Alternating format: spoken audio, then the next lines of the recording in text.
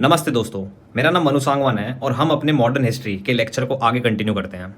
आज हम लोग देखेंगे मैसूर के बारे में और कैसे एंग्लो मैसूर वॉर शुरू हुए और ख़त्म हुए। शुरू करते हैं। अगर शुरू करने से पहले एक चीज़ और, अगर आपको ये लेक्चर्स समझ आ रहे हैं और अच्छे लग रहे हैं तो आप अपने दोस्तों तक ज़रूर पहुँचाइए। धन्यवाद। शुरू करते हैं। देखो, मैसूर जो स्टेट था वो बहुत ही ज़्यादा प्रॉस्पेरस स्टेट था। उस प्रॉस्पेरिटी का रीज़न था, और क्या क्या रीज़न थे। सबसे पहले उसके पास क्या था? फर्टाइल लैंड थी। किसके पास? मैसूर के पास फर्टाइल लैंड थी। इस फर्टाइल लैंड के बाद इनके पास पोर्ट्स थे, इनके पास कोलार गोल्ड माइंस थी, इनकी हैंडीक्राफ्ट इंडस्ट्री प्रॉस्पेरस थी, और सैंडलवुड करके एक चीज थी। अच्छा, आप बताना सैंडलवुड क्या होता है और इसकी ट्रेड कैसे की जाती है। इन चार ही चीजों या 4-5 चीजों की वजह से ये जो किंगडम था ये प्रॉस्पेरस किंगडम था। तो आप एक बात बताओ, जब ये सही चल रहा था तो ब्रिटिशर्स ने इसके ऊपर क्यों किया वॉर? आपको भी रीजन पता होगा। किसी की बढ़ती तरक्की को देख के आदमी जलते हैं, इसीलिए ब्रिटिशर्स को भी ऐसा लगा कि ये खुद इतना प्रॉस्पेरस हो रहा है, हमें इसको कब्जे में लेना ही चाहिए। रीजन तो यही था। एंग्लो मैसूर वॉर समझने से पहले हम लोग मैसूर की कुछ हिस्ट्री के बारे में समझते हैं। देखो, आपको एक चीज मैं बताता हूं। आपको पता है 1336 के अंदर विजयनगर एम्पायर एस्टैब्लिश हुआ था। अच्छा, ये ध्यान से समझते हुए चलना मेरे साथ। विजयनगर एम्पायर एस्टैब्लिश्ड हुआ था। उसके बाद 1565 के अंदर बैटल ऑफ तलीकोटा होता है। कौन सी बैटल? Battle of Talikota. इस बैटल ने क्या किया? विजयनगर को डिसइंटीग्रेट कर दिया। क्या कर दिया? डिसइंटीग्रेट। डिसइंटीग्रेट का मतलब ये होता है इस किंगडम के छोटे छोटे टुकड़े कर दिए, और वहीं एक किंगडम इमर्ज होके आता है जिसका नाम है मैसूर। कब आता है? 1612 में। किसके अंडर आता है? एक डायनेस्टी है, जो उस डायनेस्टी का नाम क्या है ये भी याद रख लो, कभी कभी पूछ लेता है। 1612 में अपने आप को ये एक हिंदू किंगडम इमर्ज होके आता है, और वोडियार डायनेस्टी के अंडर, वोडियार डायनेस्टी के अंडर एक हिंदू किंगडम इमर्ज होता है। ठीक है, 17वीं सेंचुरी में बढ़िया चल रहा है, प्रॉस्पेरिटी पे है ये पूरा का पूरा स्टेट। और उसके बाद इसके अंदर 1734 में एक राजा बनता है जिसका नाम था कृष्ण राजा वोडियार टू। ये बहुत ही बेकार राजा था, ये पूरी ऐश करता था, इसीलिए इसने है ना 2 आदमी रखे हुए थे, नंजराज और देवराज। एक्चुअल लीडर्स तो यही 2 थे, बाकी ये तो अपना मौज मस्ती वाला आदमी था, नंजराज और देवराज। और इसकी मौज मस्ती के कारण ही मैसूर के ऊपर लोगों ने अटैक करना शुरू किया। इस कृष्ण राजा वोडियार के टाइम पीरियड के अंदर ही हैदर अली, आपको ये नाम याद रखना अच्छे से, हैदर अली एक हॉर्समैन बन के मैसूर की आर्मी में आता है। कहां पे आता है? मैसूर की आर्मी में, और ज्वाइन करता है मैसूर की आर्मी को। आगे चल के ये कमांडर इन चीफ भी बनता है, और ये देखता है कि कैसे मिलिट्री ट्रेनिंग्स जो हैं वो इतनी बढ़िया होती हैं, और उनका एडवांटेज अपने खुद के मिलिट्री ट्रूप्स को भी देता है। इसने, हैदर अली ने 1755 में फ्रेंच की हेल्प से एक आर्सेनल की फैक्ट्री भी एस्टैब्लिश की थी। कहां पे? डिंडीगुल में। ये कहां पे है? ये तमिलनाडु में है, आज के तमिलनाडु में। इतना भी समझ में आया आपको? हैदर अली हॉर्समैन की तरह आता है मैसूर आर्मी में, बाद में कमांडर इन चीफ बनता है। 1755 में फ्रेंच की हेल्प से एक दिंडीगुल में आर्सेनल की फैक्ट्री भी एस्टैब्लिश करता है। तमिलनाडु के अंदर है ये। ठीक है, अब ये जो राजा था कृष्ण राजा वोडियार टू, ये बहुत वीक था, और इसकी वजह से इसके ऊपर, किसके ऊपर? मैसूर के ऊपर बहुत सारे क्या हो रहे थे? अटैक हो रहे थे। मराठा कर रहे थे, हैदराबाद से निजाम कर रहे थे। ठीक है, तो ये अटैक इसीलिए हो रहे थे क्योंकि ये वीक रूलर था, और सब देखते हैं वीकनेस का फायदा उठाया जाता है। लेकिन 1761 के अंदर यही सब देखते हुए 1761 के अंदर हैदर अली, अब मैं हैदर अली को ऐसे लिखूंगा, हैदर अली अपनी अथॉरिटी एस्टैब्लिश करते हैं मैसूर स्टेट के ऊपर। Authority established on Mysore. इतना समझ में आया आपको? बहुत बढ़िया। जैसे ही ये मैसूर के ऊपर अपनी अथॉरिटी एस्टैब्लिश करते हैं, मैसूर की जो ग्रोथ है वो ऑन ट्रैक आ जाती है और वो प्रोग्रेस पे के पाथ के ऊपर निकल लेता है। ये इतनी चीजें समझ में आई, हैदर अली कैसे आया मैसूर आर्मी में और मैसूर इतना ज्यादा प्रॉस्पेरस है। अब बात करते हैं एक एक करके एंग्लो मैसूर वॉर की। किसकी बात करेंगे? एंग्लो मैसूर वॉर की। तो सबसे पहली जो वॉर हुई वो हुई फर्स्ट एंग्लो मैसूर वॉर। और ये कब हुई थी? 1766 से लेके 69। अब देखो, आपको ये एक चीज जरूर समझनी है। क्या समझनी है? वॉर के पीछे का कारण क्या है, वो हुई कैसे, और उसके बाद उसके रेपरकर्शंस क्या थे।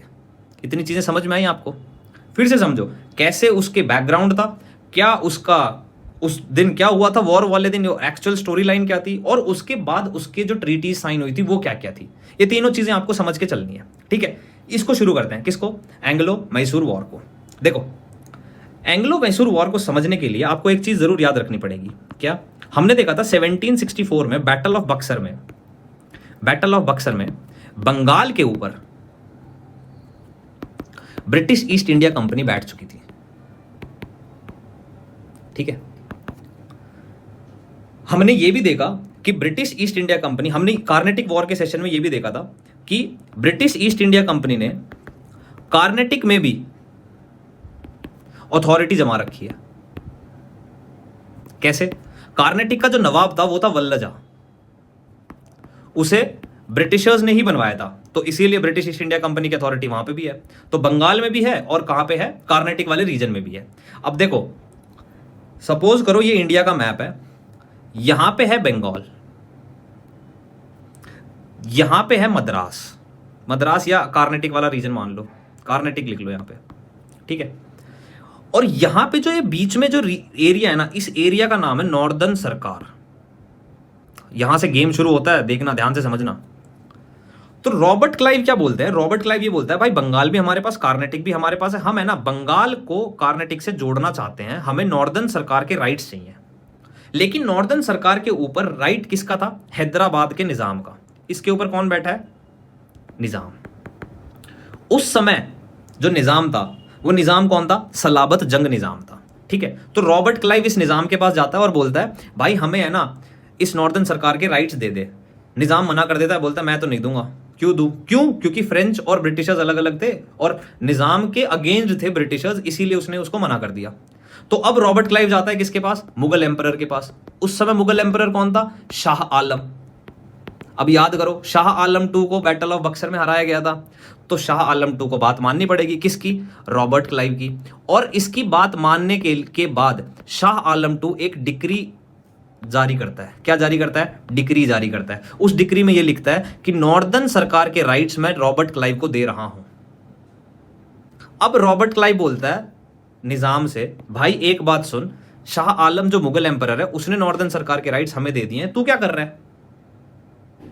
तो निजाम से बोलता है, तो निजाम भड़क जाता है, बोलता है मेरे हैं, मैं क्यों दूंगा नॉर्दर्न सरकार तुझे। तो रॉबर्ट क्लाइव बोलता है ठीक है फिर हम अटैक करेंगे। लेकिन निजाम को पता था उनकी फाइनेंशियल कंडीशन इतनी अच्छी नहीं है, इसीलिए वो मान जाता है।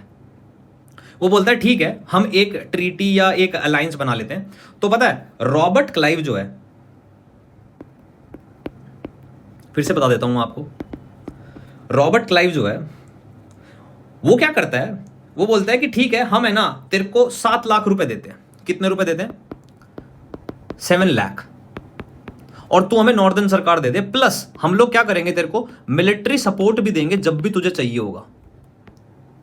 क्या देंगे? मिलिट्री सपोर्ट भी देंगे जब भी तुझे चाहिए होगा। ये 2 चीजें बोल दी किसने? रॉबर्ट क्लाइव ने। किसको बोल दी? निजाम को बोल दी। निजाम ने ये चीजें मान ली। अब निजाम ने ये चीजें मान ली तो Hyderabad British east India company के साथ हो गया। अच्छा एक चीज और है, क्या? इस ब्रिटिश ईस्ट इंडिया कंपनी के साथ पहले से ही कौन था? मराठा। और अब कौन आ गए हैं? हैदराबाद। ठीक है, तो ये तीनों के तीनों एक साथ मिलके मैसूर के ऊपर अटैक करने की सोचते हैं। लेकिन 1766 के अंदर मराठा पहले ही मैसूर के ऊपर अटैक कर देते हैं। तो अपनी चतुराई से हैदर अली क्या बोलते हैं, हैदर अली बोलते हैं भाई तू एक बात बता, तू क्यों अटैक कर रहा है, तुझे क्या चाहिए। तो मराठा के जो लीडर थे माधवराव वो बोलते हैं हमें टेरिटरीज और पैसे चाहिए। तो उनको बोलता है ठीक है मैं तुम्हें है ना 30 लाख रुपए देता हूं और कुछ नॉर्थ मैसूर की टेरिटरी भी देता हूं,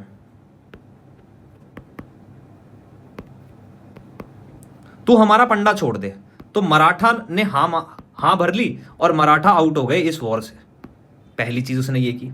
दूसरी चीज क्या करी, हैदराबाद की बारी आई। हैदराबाद को बोलता है कि भाई तेरे से नॉर्दर्न सरकार से धोखाधड़ी से लिए गए हैं, तो तू एक काम कर, तू और मैं मिलके हम लोग अटैक करेंगे। किसके ऊपर अटैक करेंगे, आरकोट के ऊपर अटैक करेंगे।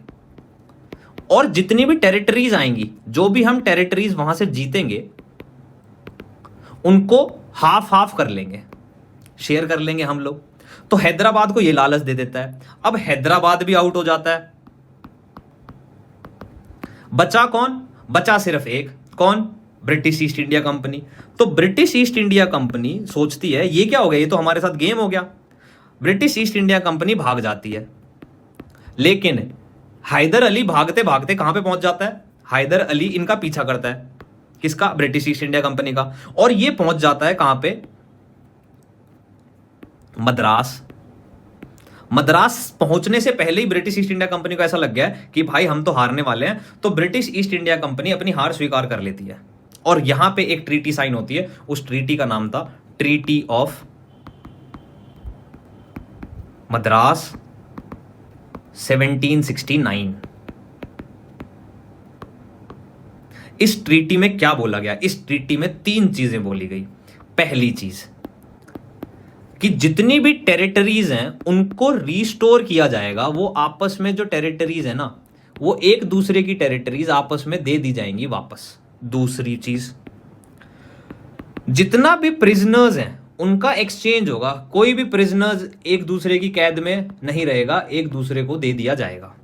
तीसरी चीज, जब भी फॉरेन अटैक होगा तो हेल्प की जाएगी फॉरेन अटैक में। ये किस में बोला गया, ये बोला गया ट्रीटी ऑफ मद्रास में। इतनी चीजें आपको समझ में आई, बहुत बढ़िया। ये कौन सा था, ये था फर्स्ट एंग्लो मैसूर वॉर। और ये यहां पे खत्म होता है ट्रीटी ऑफ मद्रास से। हैदर अली जीत चुका है और अब ये लोग अपना चुपचाप राज कर रहे हैं। इसके 11 साल बीत जाते हैं। उसके बाद होता है सेकेंड एंग्लो मैसूर वॉर। बात करते हैं सेकेंड एंग्लो मैसूर वॉर की। इसका टाइम पीरियड क्या है, सेकेंड एंग्लो मैसूर वॉर। इसका जो टाइम पीरियड है वो है 1780 से लेके 84 तक। अब देखो, जो फर्स्ट एंग्लो मैसूर वॉर था वो 66 से 69 तक था और ये 1780 में शुरू हो रहा है। तो 11 साल क्या हुआ। तो इसके जो रीजन है वो क्या है वो समझते हैं पहले। इसके 2 बड़े कारण हैं। कौन कौन से 2 बड़े कारण हैं। पहला, 1771 में मराठा अटैक करते हैं मैसूर के ऊपर दोबारा से, मराठा अटैक। हैदर अली बोलता है कि भाई हमें हेल्प करो। किनको बोलता है, ब्रिटिश ईस्ट इंडिया कंपनी। लेकिन ये रिफ्यूज कर देते हैं। क्या कर देते हैं, ये रिफ्यूज कर देते हैं। और जब ये रिफ्यूज कर देते हैं तो ये बोलता है कि भाई ये तो ट्रीटी ऑफ वायलेशन हो रहा है, मतलब ये ट्रीटी का वायलेशन हो रहा है। कौन सी ट्रीटी, ट्रीटी ऑफ मद्रास, जो हमने कब साइन की थी, 1769 में। तो पहला तो कारण यह है कि मद्रास के ऊपर मद्रास कह रहा हूं, जब ये हुआ था क्या हुआ था, हाँ जब ये हुआ था मराठा का अटैक हुआ था तो ब्रिटिश ईस्ट इंडिया कंपनी ने हेल्प करने से मना कर दिया था। दूसरा कारण क्या था, दूसरा इंपॉर्टेंट कारण है, वो शायद आपको अच्छा भी लगे। दूसरा ये था, अमेरिकन वॉर ऑफ इंडिपेंडेंस चल रहा था। इसको समझना, अमेरिकन वॉर ऑफ इंडिपेंडेंस कब से कब चल रहा था, 1775 से 1783 तक। तो पता है क्या हुआ, फ्रांस ने अमेरिका के साथ हाथ मिला लिया, अमेरिका के साथ हाथ मिला लिया और ब्रिटिश या ब्रिटेन के खिलाफ लड़ाई, इनकी और इनकी लड़ाई चली रही थी आपस में। फ्रांस ने अमेरिका के साथ हाथ मिला लिया था। जब फ्रांस ने अमेरिका के साथ हाथ मिलाया तो ब्रिटेन गुस्सा हो गया। अब ब्रिटेन गुस्सा हुआ तो इसने बोला कि भाई अब हम अटैक करेंगे, तो इसीलिए अटैक हुआ कहां पे, ब्रिटेन की तरफ से अटैक हुआ माहे पे। माहे क्या है? माहे एक ऐसी जगह है, एक ऐसी प्लेस है जो फ्रांस के पास है, और उसको फ्रांस को किसने दिया था? हैदर अली ने दिया था। समझ में आया? अटैक करती है फ्रांस के ऊपर, तो ये बोलता है भाई ये तो गलत बात है, और ये कहां पे है? मलाबार कोस्ट में है, ये भी याद रख लो, मलाबार कोस्ट। ठीक है, तो ये दो बड़े कारण थे जिनकी वजह से सेकेंड एंग्लो मैसूर वॉर शुरू हुआ। अब पूरी की पूरी स्टोरी है क्या, उसको एक एक चीज करके देखते हैं। देखो, सबसे पहले मराठा, हैदराबाद और मैसूर, ये तीनों इकट्ठे होते हैं और एक अलायंस बनाते हैं, एंटी ब्रिटिश अलायंस। अब आप सोचोगे मैसूर के साथ मराठा और हैदराबाद कैसे आए? मैं बताता हूं। यहां पे है ना, फर्स्ट एंग्लो मराठा वॉर चल रहा था 1775 में, तो जो एनिमी है वो एनिमी दोनों का सेम हो गया, इसीलिए ये जुड़ गया। हैदराबाद, मैसूर बोलता है हैदराबाद को कि भाई तेरे से जो नॉर्दर्न सरकार लिए थे, नॉर्दर्न सरकार की से लिए थे तेरे से, वो धोखाधड़ी से लिए थे, मैं उन्हें वापस दिलाऊंगा, और हम लोग है ना अटैक करेंगे। किसके ऊपर अटैक करेंगे? आरकोट के ऊपर अटैक करेंगे, और जो टेरिटरीज आएंगी वो टेरिटरीज का हम लोग आपस में बंटवारा करेंगे। तो हैदराबाद इस लालच में आ गया, इसीलिए इन तीनों ने मिलकर एक अलायंस बनाया, और उस अलायंस का जो नाम रखा वो क्या नाम रखा? Anti British alliance. ठीक है, एक तरफ तो ये थे, दूसरी तरफ कौन थे? इनके अगेंस्ट में कौन थे? अच्छा, इनके अगेंस्ट में एक तो था वल्लजा, और एक थी ब्रिटिश ईस्ट इंडिया कंपनी। वल्लजा तो इसलिए आएगा क्यों? क्योंकि भाई साहब कार्नेटिक का नवाब इसी ने बनाया था, ब्रिटिश ईस्ट इंडिया कंपनी ने, और ब्रिटिश ईस्ट इंडिया कंपनी इनके खिलाफ लड़ी रही थी। इतना हो गया, ये हो गया इस पूरी की पूरी कहानी के पीछे का बैकग्राउंड। अब देखो होता है क्या, जो वॉर दिन आता है जुलाई 1780 के अंदर, जुलाई 1780 के अंदर हैदर अली आरकोट को सीज कर लेता है, आरकोट को घेराव कर लेता है। हैदर अली सीज्ड आरकोट, इसका घेराव कर लेता है। टीपू सुल्तान भी इसके साथ रहता है, विद टीपू। इतना समझ में आया आपको? पहली चीज, जब ये आरकोट का घेराव करता है तो यहां पे पता है तीन चीजें हैं। कौन कौन सी तीन चीजें? आप ये याद रखना। यहां पे सपोज करो मद्रास है, मद्रास में कौन सा फोर्ट है? Fort Saint George. यहां पे गुंटूर है, गुंटूर कहां पे है? नॉर्दर्न सरकार में, और नॉर्दर्न सरकार क्या है? अभी लिए थे उन्होंने, किससे? मुगल एम्परर से। और यहां पे है बंगाल, बंगाल में क्या है? फोर्ट विलियम है। अब देखो क्या होता है, मद्रास के ऊपर एक ब्रिटिश की फौज होती है, और उसको नेतृत्व करते हैं हेक्टर मुनरो। क्या नाम होता है उनका? हेक्टर मुनरो, ये याद रखो। गुंटूर वाली फोर्सेस को जो हेड कर रहे हैं उसका नाम होता है कर्नल विलियम बेली। ठीक है, ये दो प्लान बनाते हैं और बोलते हैं कि हम है ना यहां पे एक जगह आती है, वहां पे मिलेंगे, और उस जगह का नाम था कौंजीवरम। क्या नाम था? कौंजीवरम। लेकिन इस जगह पे मिलने से पहले ही यहां पे पोलीलूर में टीपू सुल्तान इसको हरा देता है। किसको हरा देता है? विलियम बेली को हरा देता है। और यहीं पे एक बैटल हुई, उस बैटल का नाम क्या था? Battle of पोलीलूर।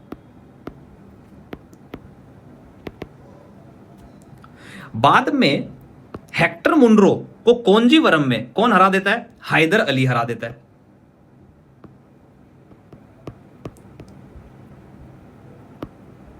मुनरो, इतना भी आपको समझ में आया?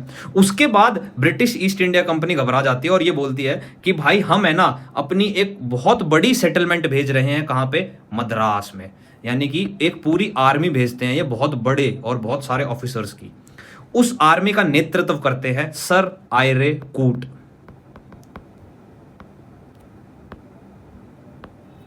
ये समझ में आया आपको? ये चल रहा है इस तरफ। लेकिन जो दूसरी तरफ है, दूसरी तरफ कौन सी तरफ है? मलाबार वाली तरफ। तो मलाबार वाली तरफ में क्या हो रहा है? इंग्लिश ने पता है क्या कर दिया है? इंग्लिश वालों ने यानी कि ब्रिटिशर्स ने अटैक कर दिया है मलाबार पे। तो टीपू वहां चले जाता है। कहां पे जाता है? मलाबार में। क्यों? क्योंकि अपनी टेरिटरीज को बचाने के लिए टीपू वहां पे जाता है। सर आयरेकूट आ जाते हैं, और सर आयरेकूट आने से के बाद सबसे जो पहला काम करते हैं वो करते हैं हैदराबाद और मराठा को अपने साथ मिलाते हैं। ये इनकी डिप्लोमेटिक स्किल्स ही थी जो इनको ये अलायंस फॉर्म करने में हेल्प कर रही थी। इन्होंने आपस में हाथ मिलाया और यहां से हैदराबाद और मराठा जा चुके थे। अब अकेला बचा था कौन? हैदर अली। हैदर अली और आयरेकूट के बीच में 3 बैटल होती हैं। किस किस के बीच में? हैदर अली और आयरेकूट के बीच में। ये जो 3 बैटल थी वो बहुत सारी बैटल हुई, लेकिन ये 3 बैटल इंपॉर्टेंट थी। उनका आप नाम याद रख लो, पोर्टो नोवा, पोलीलूर और शोलिंगूर। ठीक है, इन तीनों बैटल्स में हैदर अली हार जाता है, लेकिन बाद में हैदर अली हार जाता है। सर आयरेकूट हैदर अली को इन तीनों बैटल्स में हरा देते हैं, लेकिन बाद में पता चलता है 7 दिसंबर 1782 को कि भाई हैदर अली कैंसर से मर जाता है। किससे मरता है? इतना भी समझ में आ गया हम लोगों को। फिर टीपू हैदर अली की जगह लेता है। कौन लेता है? टीपू हैदर अली की जगह लेता है। टीपू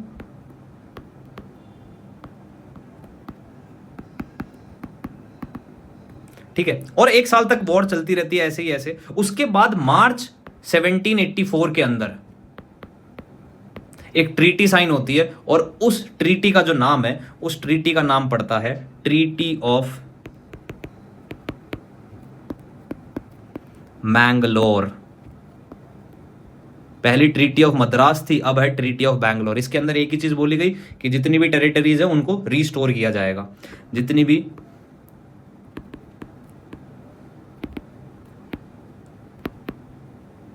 उनको रीस्टोर किया जाएगा। ये हुई कौन सी? Second Anglo Maratha war. खत्म। समझ में आया? बहुत बढ़िया। बात करते हैं थर्ड एंग्लो मैसूर वॉर की। थर्ड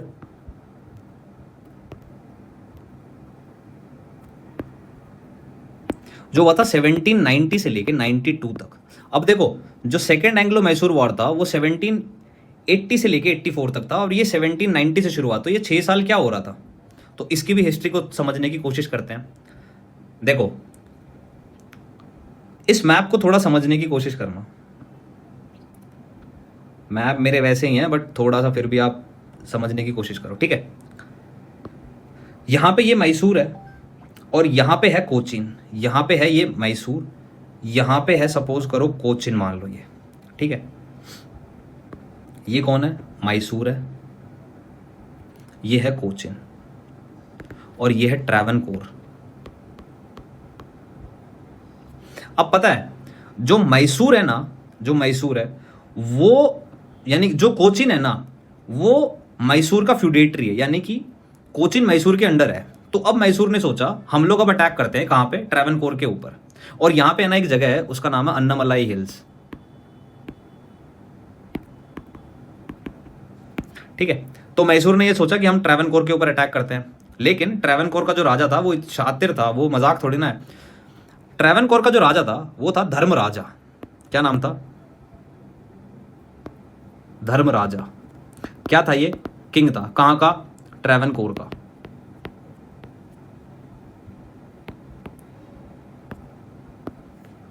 ठीक है, इस धर्मराजा को ये पता लगता है कि भाई मैसूर अटैक करने वाला है। तो ये क्या करता है पता है? ये दिमाग लगाता है और बोलता है कि भाई मैं है ना यहां पे एक वॉल बना दूंगा कोचिन और ट्रैवनकोर के बीच में। इन वॉल्स को जब वो बना रहा था तो यहां पे 2 फोर्ट आए। क्या है? 2 फोर्ट। वो 2 फोर्ट कौन कौन से थे? अच्छा, ये क्या बना रहा था, और इस वॉल को बोला जाता था नेदम कोटा, या ट्रैवनकोर लाइंस बोल लो आप, ठीक है? ये वॉर बनानी इसने शुरू की। इस वॉर जब वो बना रहा था तो वहां पे बीच में क्या आए, 2 फोर्ट आए। उन फोर्ट का नाम पता क्या था? जलकोटल और कन्ननूर। स्पेलिंग देख लेना आप, ठीक है। कन्ननूर, ये जो दोनों फोर्ट थे ना, ये फोर्ट थे डच के। और भाई साहब डच ट्रेवनकोर की आर्मी में ऑफिसर्स थे, तो इसने बोला कि इन ऑफिसर्स को कि भाई हमें ये दोनों फोर्ट दे दो, और ट्रेवनकोर को वो दोनों फोर्ट मिल गए। अब लेकिन दिक्कत क्या हुई? दिक्कत ये हुई कि जब ये चीजें कर रहा था ना, तो इसने है ना कोचिन की जो बाउंड्री है उसको ब्रोक कर दिया। उसमें ये लोग कोचिन की बाउंड्री को क्रॉस कर दिया इसने, ठीक है।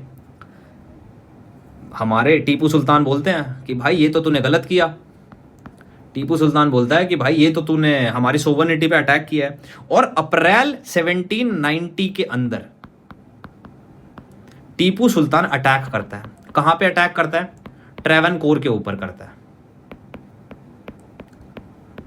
इतना भी समझ में आया?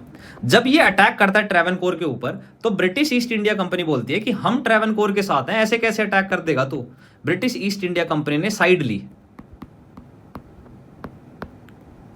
और इस अटैक को रिटेलिएट भी किया। लेकिन इस अटैक को रिटेलिएट करते हुए उसने ये पाया कि भाई साहब टीपू को हराना इतना भी आसान नहीं है, टीपू जीत गया। और जो यहां पे ब्रिटिश ईस्ट इंडिया कंपनी का जो ऑफिशियल था उसका नाम था जनरल मीडोज। क्या नाम था? मैं यही लिख देता हूं, मीडोज। इसको इसने हरा भी दिया था। अब टीपू जीत चुका था। टीपू जीता, उसके बाद आता है भाई साहब एक आदमी 1790 के अंदर। उस आदमी का नाम पता है क्या होता है? बोलता है मैं देखूंगा, अब इनकी कमान मैं संभालता हूं, इन लोगों से कुछ नहीं होगा। तो यहां पे 1791 में एक आदमी आता है जिसका नाम होता है लॉर्ड कॉर्नवालिस। और ये बोलता है, और इसने क्या किया सबसे पहले पता है? हैदराबाद और मराठा को अपने साथ मिलाया।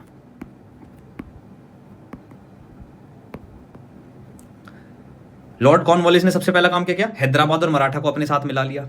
ठीक है, इतना भी ठीक है। और इसने बोला कि हम पता क्या करेंगे, हम है ना बैंगलोर के ऊपर अटैक करेंगे। क्यों? क्योंकि हम डायरेक्ट सेरिंगपट्टनम पे अटैक नहीं करेंगे, हम करेंगे बैंगलोर के ऊपर अटैक। तो इन्होंने क्या किया? इन्होंने मार्च 1791 के अंदर अटैक कर दिया। कहां पे? बैंगलोर के ऊपर। और ये बोला कि यहां पे है ना हम लोग एक बेस बना लेंगे जो आगे चल के हमको सेरिंगपट्टनम पे, ताकि हम लोग एक बेस बना ले, बेस बिल्ड हो जाए हमारा, ताकि हम आगे चल के सेरिंगपट्टनम पे अटैक कर लें अच्छे से। लेकिन इसी के बीच में टीपू ने, पता है, टीपू ने गेम कर दिया। टीपू ने इसी के बीच में कोयंबतूर के ऊपर अटैक कर दिया। और इनका जो ये फर्स्ट अटैक था ना सेरिंगपट्टनम वाला, वो फेल हो गया। किनका फर्स्ट अटैक? क्योंकि ये बौखला गए। ये क्या कर दिया भाई इसने? ठीक है, ये फेल हो गया। First attack on Seringapatam failed. इतनी बातें भी समझ में आई। उसके बाद ये सेकंड अटैक करते हैं, और ये जो सेकंड अटैक करते हैं ना, वो करते हैं मराठा और हैदराबाद के साथ मिलके। और ये पावरफुल आर्मी लेके आते हैं जहां पे टीपू सुल्तान हार जाता है। और टीपू सुल्तान बोलता है ठीक है, मैंने अपनी हार स्वीकार करी। और यहां पे एक ट्रीटी साइन होती है। उस ट्रीटी का नाम था ट्रीटी ऑफ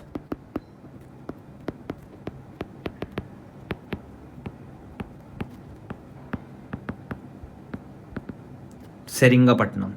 इस ट्रीटी में क्या बोला गया? इस ट्रीटी में बोला गया कि भाई जितनी भी टेरिटरीज हुई है ना हमारी, उनको डिवाइड करेंगे मराठा के साथ, हैदराबाद के साथ। अच्छा, हैदराबाद और मराठा इसलिए आए थे क्योंकि मराठा को तो ये लालच दे दिया था कि हम टेरिटरीज डिवाइड करेंगे, और हैदराबाद ने पहले ही सब्सिडरी अलायंस साइन कर लिया था। ठीक है ना, इसीलिए वो आए थे, इनके साथ आया था। ठीक है। दूसरा, अच्छा ये इंपॉर्टेंट है, इन्होंने बोला ब्रिटिश ईस्ट इंडिया कंपनी ने हमको 3 करोड़ रुपए चाहिए। टीपू सुल्तान ने बोला 3 करोड़ नहीं है, 1.5 करोड़ रुपए ले ले, और जो 1.5 करोड़ रुपए है वो बचे कुछ जो 1.5 करोड़ रुपए है वो मैं इंस्टॉलमेंट में दूंगा। ठीक है, ये दे दिए। ठीक है, तो इन्होंने बोला ठीक है, अगर तू ये इंस्टॉलमेंट में दे रहा है तो हमें तू तेरे दोनों बेटे दे दे। तो इन्होंने इसके दोनों बेटों को कैप्चर कर लिया, हॉस्टेज बना लिया। यहां पे खत्म होती है ट्रीटी ऑफ सेरिंगपट्टनम और थर्ड एंग्लो मैसूर वॉर 1790 से लेके 92 के बीच में। इतना समझ में आया? बहुत। एंग्लो मैसूर वॉर फोर्थ,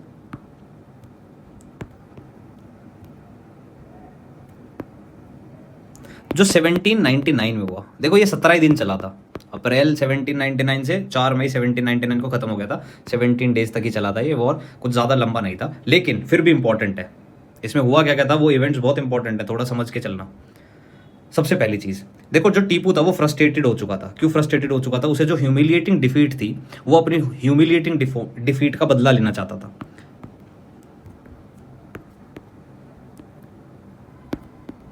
पहली चीज़, ठीक है। तो इसने क्या किया, इसने वहां पे काम करना शुरू किया मैसूर के राज में, और मैसूर को प्रॉस्पेरस बनाना शुरू कर दिया। और जितनी भी ट्रीटी की टर्म्स थी, ट्रीटी ऑफ सेरिंगपट्टनम की जो टर्म्स थी, उनको फुलफिल करता है और अपने दोनों बेटों को वापस लेके आता है बैक, ठीक है। लेकिन फिर भी इसे इस जो ह्यूमिलिएटिंग डिफीट थी ना, उसका उसे बदला जरूर लेना था। तो ये क्या करता है, ये 1794 के अंदर, 17 यहां से कहानी शुरू होती है, 1794 के अंदर जैकोबियन क्लब की शुरुआत करता है। अच्छा, शुरुआत नहीं करता, ये जैकोबियन क्लब की स्थापना करता है, ठीक है, मैसूर के अंदर। ये जैकोबियन क्लब क्या था? ये जैकोबियन क्लब एक फ्रेंच रेवोल्यूशनरी ऑर्गेनाइजेशन थी।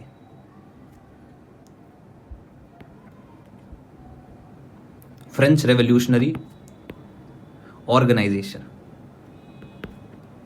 इनका जो एम था ना, इनका जो एम था वो फ्रांस को रिपब्लिक बनाना था।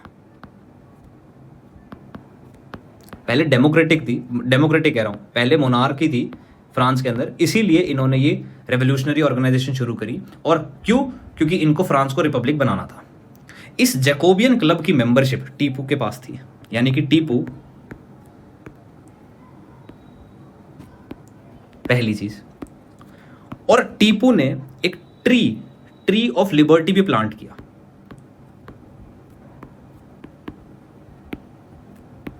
कहां पे प्लांट किया? सेरिंगपट्टनम में।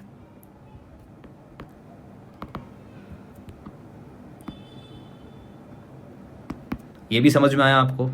ठीक है, बहुत बढ़िया। इसके पीछे का कारण क्या था, ये समझने की कोशिश करो। ये जो जैकोबियन क्लब था ना, इसका एक मेंबर था, उसका नाम पता है क्या था? उसका नाम था नेपोलियन। और नेपोलियन ने मार्च 1796 के अंदर ऑस्ट्रिया को हरा दिया। ऑस्ट्रिया के अंदर कौन कौन से देश थे? 2 देश थे। सबसे पहला जर्मन स्टेट था और इटालियन स्टेट था।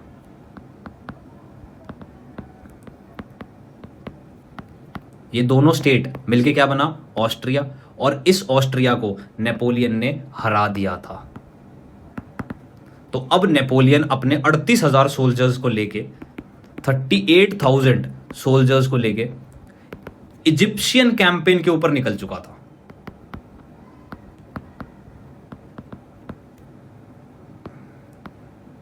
कौन सी कैंपेन? इजिप्शियन कैंपेन के ऊपर। कैंपेन के ऊपर निकल चुका था। टीपू को यह बात समझ में आ गई। टीपू को यह बात समझ में आते ही टीपू ने इसके पास प्रस्ताव भेजा, इसके साथ हाथ मिलाया और बोला कि मैं तुम्हारे साथ हूं, तुम भी मेरे साथ रहो। यानी कि Tipu join hands with Napoleon. International हो गया अब हमारा टीपू। समझ में आया? ठीक है, बहुत बढ़िया। लेकिन वहीं पे पता है क्या हो गया था? वहीं पे दिमाग लगा रही थी ब्रिटिश ईस्ट इंडिया कंपनी भी। वहीं पे मई 1798 के अंदर लॉर्ड वेल्सली गवर्नर जनरल बनते हैं इंडिया के, या गवर्नर जनरल अपॉइंट होते हैं। ये देखते हैं भाई साहब टीपू तू क्या गेम खेल रहा है, और टीपू से वार्तालाप करते हैं कि देख तू जो भी खेल रहा है खेलते रह, कोई बात नहीं, लेकिन तू इस कागज के ऊपर साइन कर दे, तू इस कागज के ऊपर साइन कर दे। और उस कागज के ऊपर क्या लिखा हुआ था? Subsidiary alliance. क्या लिखा हुआ था? Subsidiary alliance. टीपू ने इसके ऊपर साइन करने से मना कर दिया। उसने बोला मैं तो नहीं करूंगा भाई, मैं क्यों करूं सब्सिडरी अलायंस, लेकिन 1797 में हैदराबाद कर चुका था। तो जैसे ही उसने ये मना किया, लॉर्ड वेल्सली ने दो राज्य, वही हर बार की तरह मराठा और हैदराबाद को अपने साथ मिलाता है। हैदराबाद तो सब्सिडरी अलायंस साइन कर चुका था, मराठा को बोलता है मैं तेरे को टेरिटरी में शेयर दूंगा, और इसने सब्सिडरी अलायंस साइन कर ही लिया था। तो ये एक मेंबर बन चुका था, ठीक है। इन दोनों को मिलाता है साथ और अटैक करता है। किसके ऊपर अटैक करता है? टीपू के ऊपर अटैक करता है। कब अटैक करता है? अप्रैल 1799 को। कहां पे? सेरिंगपट्टनम में। सेरिंगपट्टनम में अटैक करता है, टीपू को हरा देता है। 4 मई 1799 को ये फोर्थ एंग्लो मैसूर वॉर खत्म हो जाती है। उसके बाद टेरिटरीज का डिस्ट्रीब्यूशन हो जाता है। मराठाओं को वो टेरिटरी नहीं मिली थी, ये याद रखो, मराठाओं को वो टेरिटरी नहीं मिली थी जो ब्रिटिशर्स ने प्रॉमिस की थी, ठीक है। उसके बाद क्या करते हैं, अच्छा उसके बाद की भी हिस्ट्री थोड़ी देख लो। उसके बाद क्या होता है, उसके बाद इस मैसूर के ऊपर ब्रिटिश ईस्ट इंडिया कंपनी एक ओल्ड, आपको याद है जो हमने शुरू में जो हिंदू डायनेस्टी ने राज करना शुरू किया था, उसी ओल्ड हिंदू डायनेस्टी को ये मैसूर सौंप देता है। छोटा सा मैसूर बन जाता है उसके बाद, और फिर एक बालक जिसका नाम होता है कृष्ण राजा 3, इसको बैठा देता है और इससे सब्सिडरी अलायंस साइन करवा लेता है।